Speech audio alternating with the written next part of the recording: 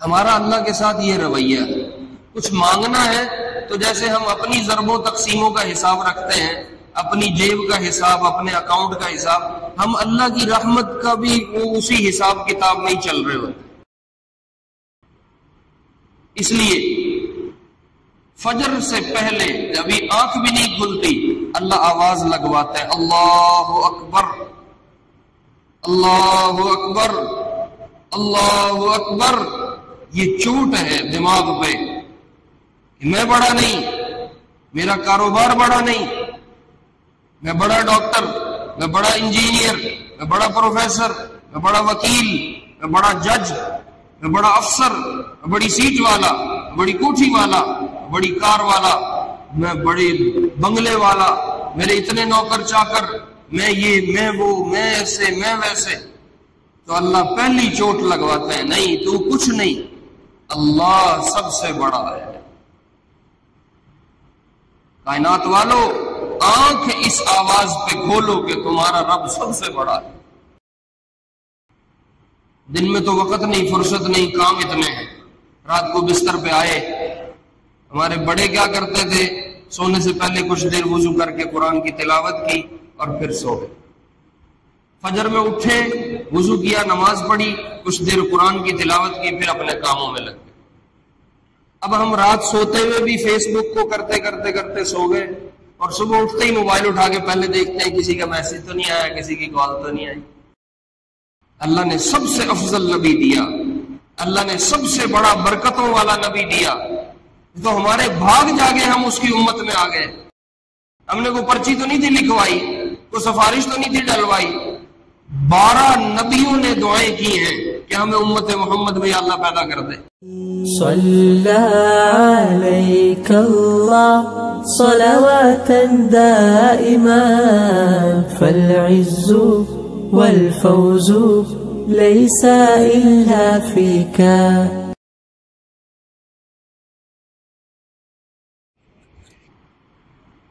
اللہ اکبر۔ پچھلے جمعے ایک حدیث ذکر کی تھی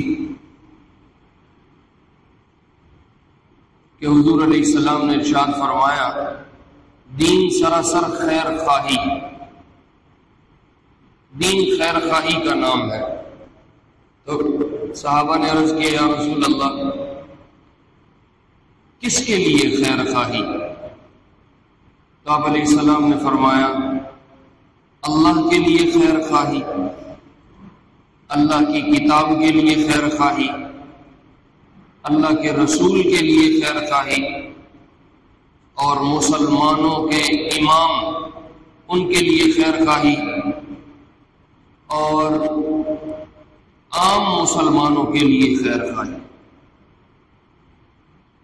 خیر خواہی جو ہے اس کا ایک معنی تو عرف میں ہمارے ہاں مشہور ہے، کسی کی خیر خواہی رکھنا۔ اس کا مطلب ہوتا ہے کسی کے لیے بھلائی چاہنا، بھلا چاہنا، کسی کی بہتری کا سوچنا چاہنا، اور اس کو ہر طرح کے نقصان سے بچانے کی کوشش کرنا، یہ خیر خواہی ہے۔ ہمارا جو عرف میں مشہور عرفی ایک لفظ ہے وہ خیر خواہی اسی معنی میں استعمال ہوتا ہے۔ تو اب ظاہر ہے اللہ کے لیے خیر خواہی کا یہ معنی تو ہو نہیں سکتا جو اللہ کے نبی نے فرمایا، اللہ کے لیے بھی خیر خواہی ہو۔ دین سراسر خیر خواہی ہے، یہ خیر خواہی اللہ کے لیے بھی ہوگی۔ تو اللہ کے لیے خیر خواہی کا جو ہمارے ہاں عرف میں معنی یہ تو ہو ہی نہیں سکتا۔ اللہ کے لیے کوئی کیا بھلا چاہ سکتا ہے، یا اللہ کو کوئی نقصان سے کیسے دور کر سکتا ہے؟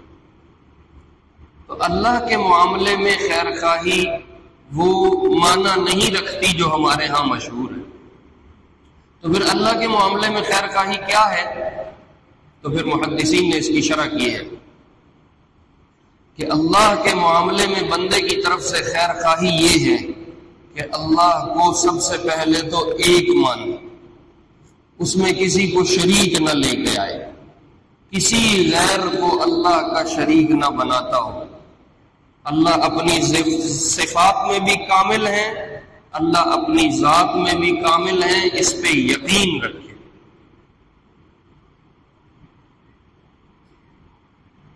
اللہ سب سے بڑی ذات ہے، اس پہ یقین رکھے، ہر طرح کے شرک کی نفی کرے،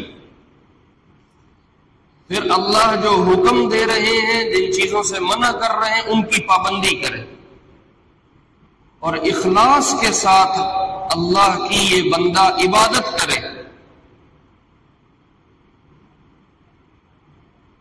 اور اللہ نے جتنی زندگی میں نعمتیں دے رکھی ہیں ان کی قدر کرتے ہوئے شکر کے ساتھ زندگی گزارے۔ یہ ہے اللہ کے ساتھ خیر خواہی۔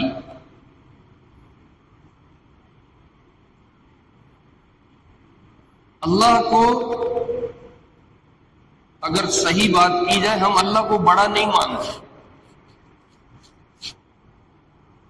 واقعتاً ہم اللہ کو کہتے تو ہیں کہ اللہ بڑے ہیں، اللہ سب سے بڑے ہیں، لیکن تھوڑا سا گردن جھکا کے یہاں انسان غور کرے اور اپنی زندگی کے معاملات میں غور کرے تو ہم اللہ کو بڑا نہیں مانتے۔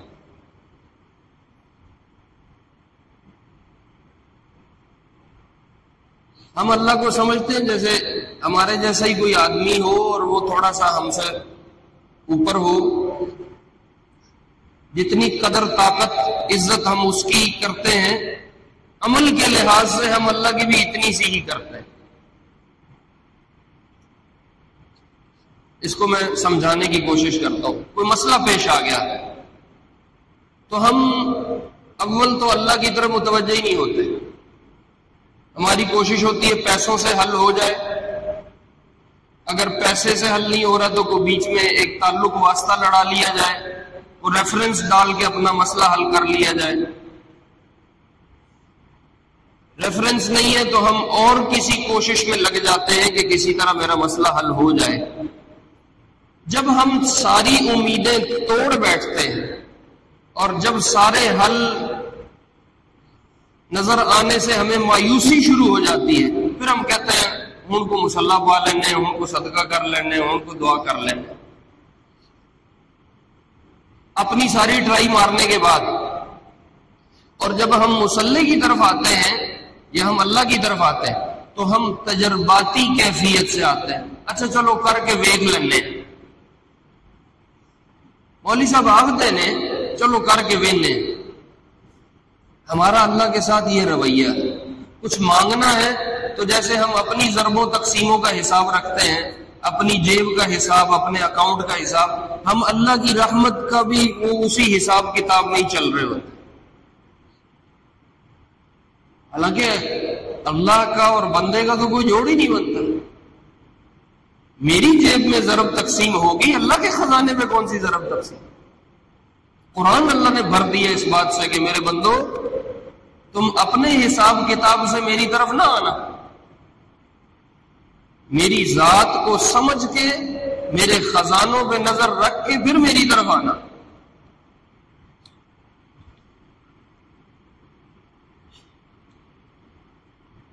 کتنا اللہ نے اپنی قدرت کو سنایا قرآن میں، اپنے رازق ہونے کو سنایا قرآن میں، اپنے خزانوں کا لامحدود ہونا سنایا قرآن میں، کتنا زیادہ، تاکہ میرے بندے میری طرف آتے ہوئے اس گمان اور سوچ کے ساتھ نہ آئے کہ جیسے بندوں کا اپنا حساب کتاب ہے ایسے اللہ کے ساتھ بھی کوئی حساب کتاب۔ اللہ لامحدود ہے، اللہ کے خزانے لامحدود ہیں، اللہ کا علم لامحدود ہے، اللہ کی ذات لامحدود ہے، اللہ کی صفات لامحدود ہے۔ ہماری جیب ہلکی ہوتی ہے خرچ کے بعد، اللہ کا خزانہ ہلکا نہیں ہوتا خرچ کے بعد۔ ہماری قدرتوں میں کمی آتی ہے وقت کے گزرنے کے ساتھ ساتھ، اللہ کی قدرتوں میں کمی نہیں آتی وقت کے گزرنے کے ساتھ ساتھ۔ ابراہیم نے علیہ السلام 86 سال کی عمر میں جا کے کہا یا اللہ بچہ چاہیے، اللہ نے کہا اب ہم دیں گے، فبشرناہ بغلام حلیم۔ اب کیسے ہوگا؟ یہاں کائنات اور انسان کا علم فیل ہے، اب نہیں ہو سکتا، کسی میڈیکل کی رپورٹ اٹھا لو اب نہیں ہوگا۔ اللہ نے کہا اب ہم فیصلہ کر چکے، ہم دیں گے، تو اب دیکھو کیسے ہوتا ہے۔ اللہ نے 86 سال کی عمر میں اولاد دی۔ زکریا نے کہا یا اللہ بال سفید ہو گئے، عمر بڑھاپے کو جا رہی ہے، بیگم کا کہتے ہیں یہ بانجھ ہے، اس سے بچے نہیں ہوں گے۔ بلغنی الکبر، سفیدی سر پہ آ گئی، وامرأتی عاقر، یہ میری بیگم یہ بانجھ ہے، اس سے ہو نہیں سکتا۔ اللہ نے کہا کذالک اللہ یفعل ما، اب میں تجھے کر کے دکھاتا ہوں، تیرا بچہ ہوگا، اس کا نام یحییٰ رکھنا ہے، نام بھی اللہ نے بتایا، اللہ نے دیا۔ یہاں کائنات فعل ہے، لیکن اللہ کی قدرت انسانی قدرت جیسی تھوڑی ہے، اللہ کی طاقت انسانی طاقت جیسی تھوڑی ہے۔ ساری دنیا کہتی ہے بیوی شوہر ملتے ہیں بچہ ہوتا ہے، اللہ نے کہا مریم سے میں بغیر شوہر کے بچہ دوں گا۔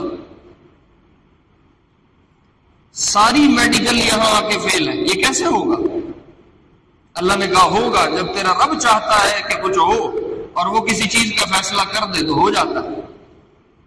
اللہ نے مریم کو بغیر شوہر کے اولاد دے کے دکھائی، عیسیٰ پیدا ہوئے علیہم الصلوات والتسلیم۔ بیوی کے بغیر اولاد کا حصول ناممکن ہے۔ اللہ نے آدم کو بغیر بیوی کے، شروع میں جو بیگم اما حوا حضرت آدم سے پیدا ہو، کوئی بیوی نہیں تھی، اولاد دے کے دکھائی۔ اللہ جب دینے پہ آتے ہیں، اللہم لا مانع لما اعطیت، حضور کی ایک مسنون دعا ہے، یا اللہ جب تو دینے پہ آتا ہے تو دنیا میں کوئی شے اسے روکنے والی نہیں، ولا معطی لما منعت، اور جب تو روک لیتا ہے پھر کوئی دینے والا نہیں۔ یمسسک اللہ بضر، جب اللہ تیرے لیے کوئی شر کا فیصلہ کر لے، فلا کاشف لہ الا ہو، اس شر کو تیرے سے کوئی دور نہیں کرے گا سوائے اسی ذات۔ وَإِن يُرِدْكَ بِخَيْرٍ فَلَا رَادَّ لِفَضْلِهِ، اور اگر اللہ اپنے بندے کے ساتھ خیر کا ارادہ فرما لے تو پھر دنیا کی کوئی طاقت اس خیر کو ملنے سے روک نہیں سکتی، خیر کو واپس نہیں کر سکتی۔ جب اللہ در بند کر دے تو کوئی کھول نہیں سکتا، اور جب اللہ در کھول دے تو کوئی بند نہیں کر سکتا۔ ما یفتح اللہ للناس من رحمہ فلا ممسک لها وما یمسک فلا مرسل له من بعد۔ تو اللہ کو اپنی حدود اور قیود میں رکھ کے نہیں ماپنا تولنا، یہ اللہ کے ساتھ خیر خواہی ہے۔ اللہ کو صفات ذات میں کامل سمجھتے ہوئے اللہ پہ یقین کرنا، یہ اللہ کے ساتھ خیر خواہی۔ اس لیے فجر سے پہلے جبھی آنکھ بھی نہیں کھلتی اللہ آواز لگواتا ہے، اللہ اکبر اللہ اکبر اللہ اکبر۔ یہ چوٹ ہے دماغ پہ کہ میں بڑا نہیں، میرا کاروبار بڑا نہیں، میں بڑا ڈاکٹر، میں بڑا انجینئر، میں بڑا پروفیسر، میں بڑا وکیل، میں بڑا جج، میں بڑا افسر، میں بڑی سیٹ والا، بڑی کوٹھی والا، بڑی کار والا، میں بڑے بنگلے والا، میرے اتنے نوکر چاکر، میں یہ میں وہ، میں ایسے میں ویسے۔ تو اللہ پہلی چوٹ لگواتے ہیں، نہیں تو کچھ نہیں، اللہ سب سے بڑا ہے۔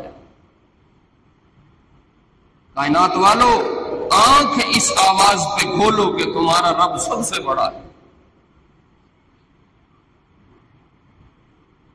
پھر گیا کام پہ، اب دل میں آ رہا ہے میں نے یہ کر دیا، میں نے وہ کر دیا، ایسا ہو گیا ویسا ہو گیا، میں نے یوں کیا میں نے وہ کیا۔ تو اللہ ظہر میں پھر آواز لگواتے ہیں، مت بھول کہ تیرے رب نے کیا ہے، اللہ سب سے بڑا ہے، تو کچھ نہیں۔ عشاء کی آواز آنے تک اللہ یہ کتنی دفعہ چوٹ لگواتے ہیں، اللہ سب سے بڑے، اللہ سب سے بڑے، اللہ سب سے بڑے۔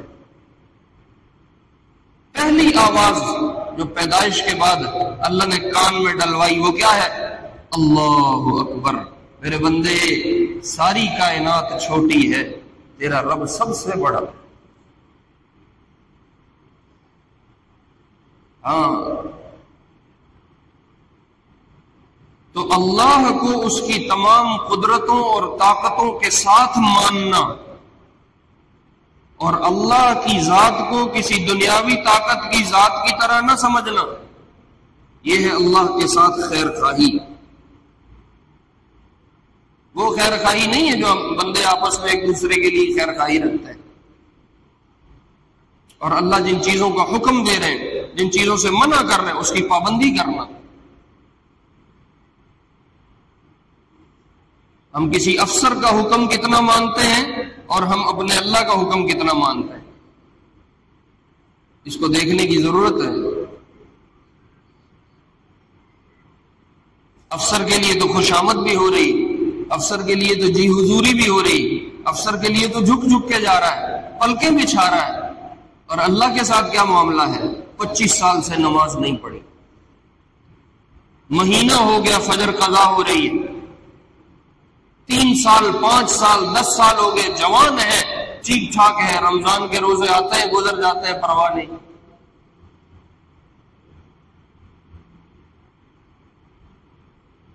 جتنی عبادت کرے اس کو اخلاص کے ساتھ کرے، خالصتاً اللہ کے لیے. یہ میرے عزیزوں، میرے پیاروں، اللہ کے حقوق ہیں جو بندے کے ذمے. دوسرے نمبر پہ آپ نے فرمایا خیر خواہی اللہ کی کتاب کے لیے. اللہ کی کتاب کی خیر خواہی کیا ہے؟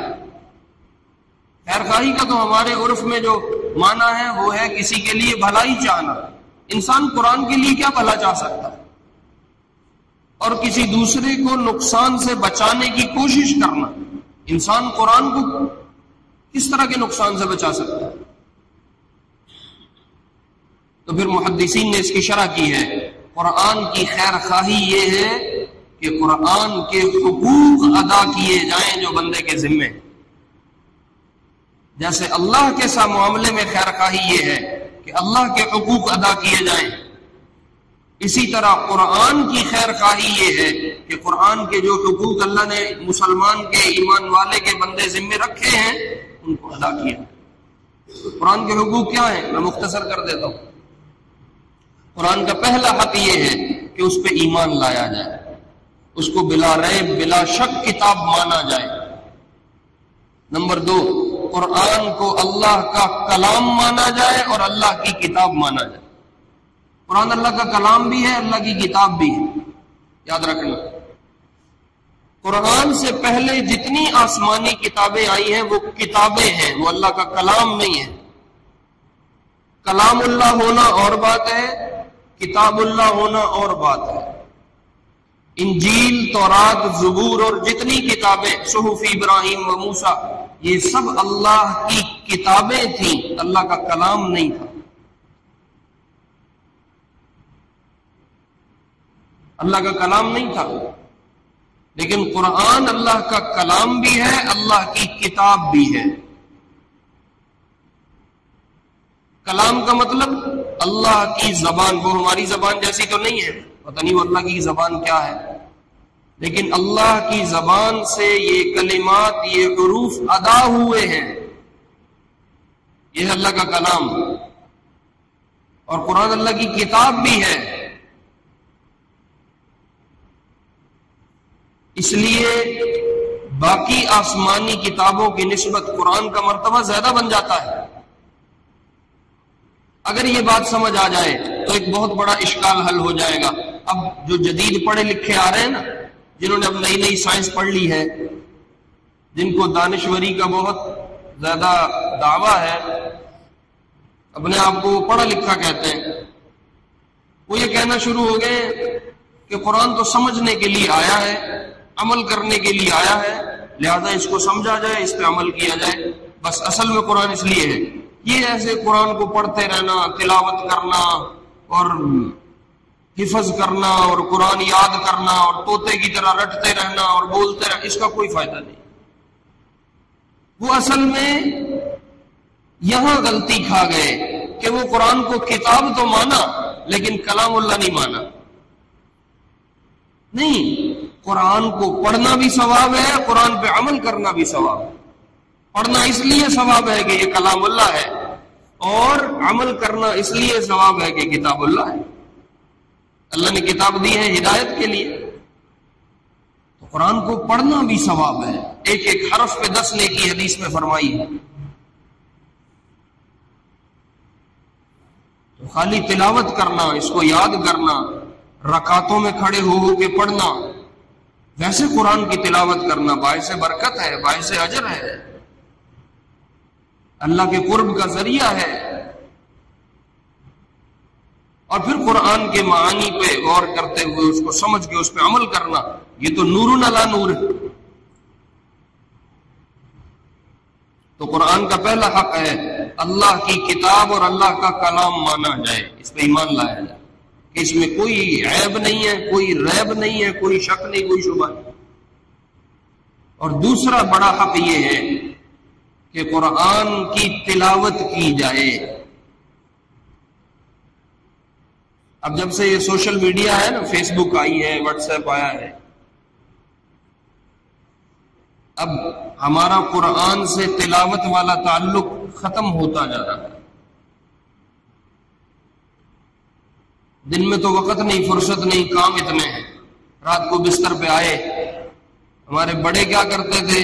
سونے سے پہلے کچھ دیر وضو کر کے قرآن کی تلاوت کی اور پھر سو گئے۔ فجر میں اٹھے، وضو کیا، نماز پڑھی، کچھ دیر قرآن کی تلاوت کی، پھر اپنے کاموں میں لگ گئے۔ اب ہم رات سوتے ہوئے بھی فیس بک کو کرتے کرتے کرتے سو گئے، اور صبح اٹھتے ہی موبائل اٹھا کے پہلے دیکھتے ہیں کسی کا میسج تو نہیں آیا، کسی کی کال تو نہیں آئی۔ نہیں میرے عزیزو، قرآن تو اللہ نے پڑھنے کے لیے، سمجھنے کے لیے دیا ہے۔ قرآن غلافوں میں بند کر کے الماریوں کے اوپر ڈالنے کے لیے نہیں دیا۔ بچی رخصت کرنی ہے تو قرآن سر پہ لے آؤ اور بچی کو اس کے سائے میں رخصت کرو، نہ اس بچی نو پتا قرآن اچ کیے تے نہ چوک کے سایہ کرن والے نو پتا قرآن اچ کی۔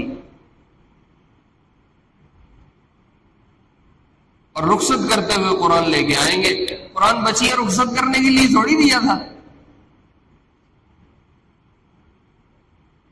کوئی معاملہ پھنس گیا، قسم چکنی، قرآن لے آؤ جی۔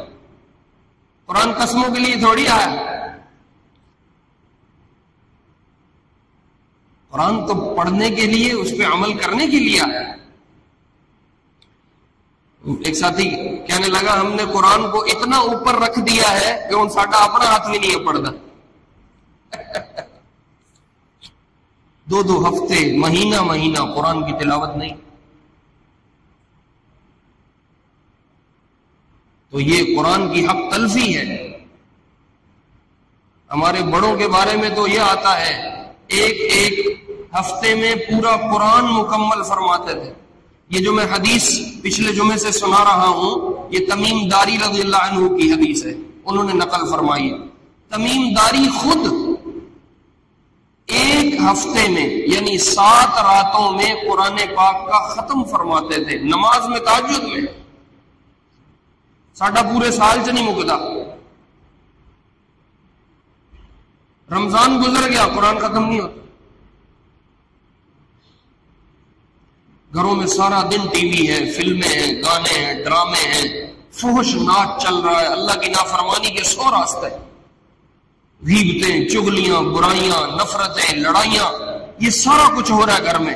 نہیں ہو رہا تو قرآن کی تلاوت کوئی نہیں کرتا، کوئی تسبیح درود استغفار کوئی نہیں کرتا۔ تبصرے ہم سے جتنے مرضی لے لو، تقریریں ہم سے جو مرضی کروا لو، حکومت نے یہ کر دیا، فلاں نے یہ کر دیا، یہ بھی 2 نمبر، وہ بھی 2 نمبر، فلاں بھی ایسا، یہ بھی ایسا، وہ بھی ایسا۔ اپنی 2 نمبری کوئی نہیں دیکھتا۔ ہاں، تو قرآن کا دوسرا حق ہے اس کی تلاوت کرنا۔ قرآن کا تیسرا حق ہے جو قرآن کہتا ہے اس پہ عمل کرنا۔ قرآن کی خیر خواہی ہے، یہ ایک الگ مضمون ہے، اس پہ پھر کبھی تفصیل سے بات ہوگی۔ تیسری بات آپ نے فرمایا خیر خواہی اللہ کے رسول کے ساتھ۔ پہلی خیر خواہی اللہ کے ساتھ، پھر خیر خواہی اللہ کی کتاب کے ساتھ، تیسری خیر خواہی اللہ کے رسول کے ساتھ صلی اللہ علیہ وسلم۔ اللہ کے رسول کی کیا خیر خواہی ہے کہ بطور نبی ہونے کے اس کے جتنے حقوق ہمارے ذمے ہیں اس کی ادائیگی ہو. یہ اللہ کے رسول کے ساتھ خیر خواہی ہے. ان کو حق نبی مانا جائے, آخری نبی مانا جائے, خیروں برکتوں والا نبی مانا جائے, جو وہ کہتے ہیں اس پہ عمل کیا جائے, جس چیز سے روکتے ہیں اس سے ہٹ جائے, بچ جائے. سارے انبیاء سے افضل مانے. اللہ کے محبوب علیہ السلام صرف انسانوں کے نبی نہیں, صرف جنوں کے نبی نہیں, پتھر پہاڑ شجر دریا کے بھی نبی ہیں.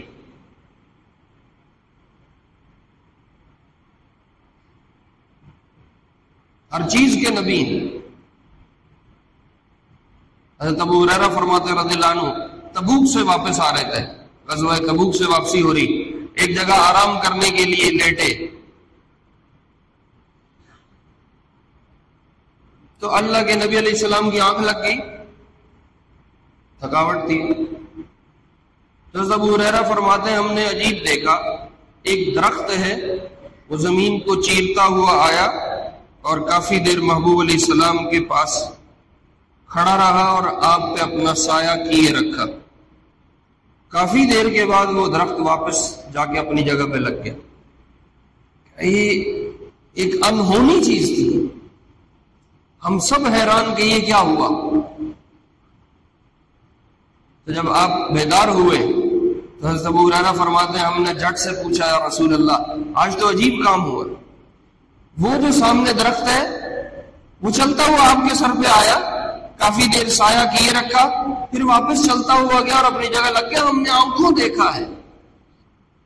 تو آپ نے اس درخت کو دیکھا اور پھر مسکرائے اور آپ نے ارشاد فرمایا یہ درخت میرا دیدار چاہتا تھا, اس نے اللہ سے عرض کی, اللہ نے اجازت دی, یہ زمین کو پار کر کے میرے تک آیا اور میرا دیدار کر کے واپس اپنی جگہ چلا گیا. یہ درخت بھی جانتا ہے کہ یہ ہمارا نبی ہے.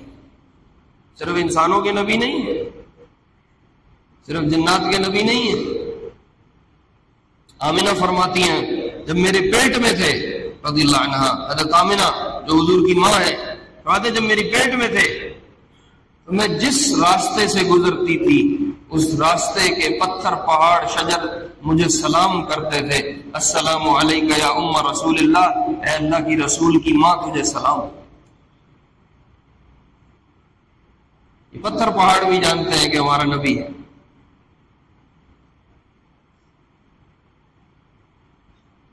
انہوں نے شکایت کی یا رسول اللہ پانی ختم ہو گیا, سفر میں پانی ختم ہو گیا, 1000-1500 کی نفری ہے, جانور ہیں, سب نے پینا ہے, استعمال کرنا ہے, پانی کوئی نہیں, جو تھا وہ ختم ہو گیا. تو آپ تشریف لے کے آئے اور اس تالاب کی منڈیر پہ کھڑے ہو کے آپ نے اپنا لعاب اس میں ڈالا. کنواں تھا, کنویں کی منڈیر پہ کھڑے ہو کے لعاب ڈالا. لعاب اندر جانے کی دیر تھی, تہ سے پانی ابلتا ہوا آیا اور پورا کنواں ابلنے لگ گیا. سارے لشکر نے بھی پیا, سواریوں نے بھی پیا, جمع بھی کیا اور پانی ختم نہیں ہوا. حضرت جابر فرماتے ہیں اگر ہم اس دن 1,00,000 بھی ہوتے تو پانی ہمارے لیے کافی تھا, ختم نہ ہو.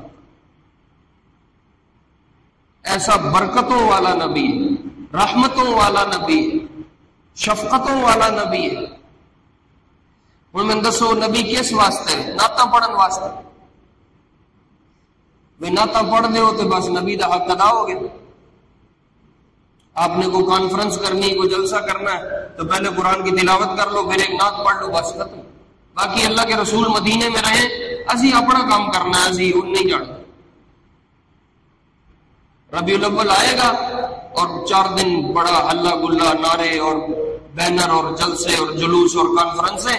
12 ربیع الاول جانے کی دیر ہے, تسی کون تھے اسی کون, چھٹی. نبی اس لیے آیا, اللہ نے سب سے افضل نبی دیا, اللہ نے سب سے بڑا برکتوں والا نبی دیا. تو ہمارے بھاگ جاگے ہم اس کی امت میں آ گئے. ایسا کوئی چٹھی تو نہیں تھی پائی, ہم نے کوئی پرچی تو نہیں تھی لکھوائی, کوئی سفارش تو نہیں تھی ڈلوائی. 12 نبیوں نے دعائیں کی ہیں کہ ہمیں امت محمد میں اللہ پیدا کر دے. میں تو اکثر کہتا ہوں ہمارے ماں باپ ہمیں کچھ بھی نہ دے، کوئی شے نہ دیں دے، صرف گود میں جو ہمیں کلمہ دے دیا ہے، یہ ماں باپ کا اتنا بڑا احسان ہے کہ ساری امت مل کے ساری زندگی اس کا شکر ادا نہیں کر سکتی۔ ہمارا نوجوان کہتا ہے ماں پہ اور تو سمن کی دیتا، ارے میں اور تو ابھی گود میں تھے، ہمیں ہوش بھی نہیں تھی، اور اس باپ نے اس ماں نے ہمیں کلمہ دے دیا، اس سے بڑی اور کیا چیز تجھے دیتے؟ بغیر مانگے، بغیر زور لگائے اللہ نے امت محمد میں پیدا کر دیا صلی اللہ علیہ وسلم۔ اتنا بڑا احسان، اور بدلہ کیا ہے؟ سال میں 2 ناتے، 2 جلسے، 1 تقریر اور پھر چھٹی۔ تو اس نبی کی ذات کا حق ہے اس سے محبت کی جائے، اس سے پیار کیا جائے۔ جس سے پیار ہوتا ہے نا، اس کا نام سن کے بھی مزہ آتا، اندر لہریں اٹھنا شروع ہو جاتی۔ کبھی اولاد کے معاملے میں سوچ کے دیکھو، اولاد سے انسان کو پیار ہوتا ہے، بیٹے کا نام سن کے انسان میں لذت آ رہی ہوتی، بیٹی کا نام سن کے انسان کو مزہ آ رہا ہوتا ہے۔ کیا ایسا کچھ مزہ ہمیں اپنے سینے میں حضور کی ذات کے متعلق بھی محسوس ہوتا ہے صلی اللہ علیہ وسلم؟ ہم صرف رسمی باتیں کرتے ہیں۔ اس کو افسوس سے کہا جا سکتا ہے 2 ہفتے، مہینہ گزرتا ہے، نبی پہ درود پڑھنا نصیب نہیں ہوتا۔ پھر تسلی نل بہ کہ تو درود سے کم از کم پڑھ لے۔ اول تو پڑھتے ہی نہیں، اگر پڑھتے ہیں تو پھر نال سودا بھی بیچتا ہے، نال درود بھی پڑھتا ہے۔ ادھر ٹاک شو چل رہے ہیں، ادھر ٹی وی پہ سیاسی تبصرے ہو رہے ہیں، نیچے تسبیح چل رہی۔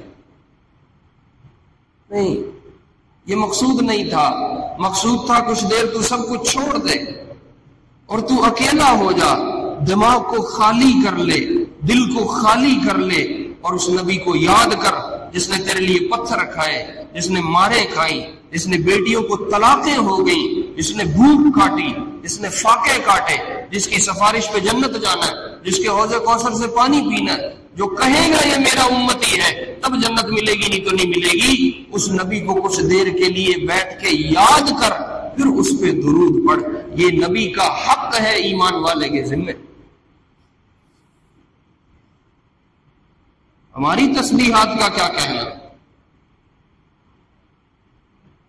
نبی کی ذات سے پیار کیا جائے اور جو کہتا ہے اس پہ عمل کیا جائے۔ ہمارا پیار بھی کھوکھلا ہے، ہمارا عمل بھی کھوکھلا ہے۔ پنجابی یاد ہے، یاری نہیں چھولے کا واڈے۔ ہمارا نبی سے تعلق نہیں ہے،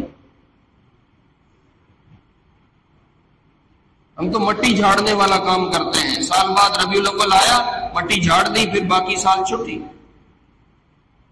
ہاں، تو آپ کی ذات کو پڑھنا، آپ کی ذات کو سمجھنا، سیکھنا اور ان کو یاد کرنا، اور پھر ان پہ درود پڑھنا، اور جو وہ کہتے ہیں اس پہ عمل کرنا، یہ اللہ کے محبوب علیہ السلام کا حق ہے۔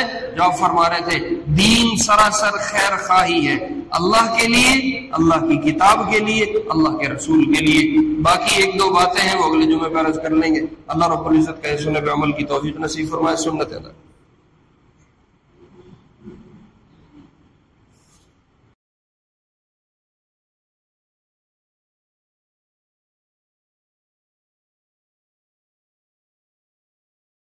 صلى عليك الله صلواتا دائما، فالعز والفوز ليس إلا فيك.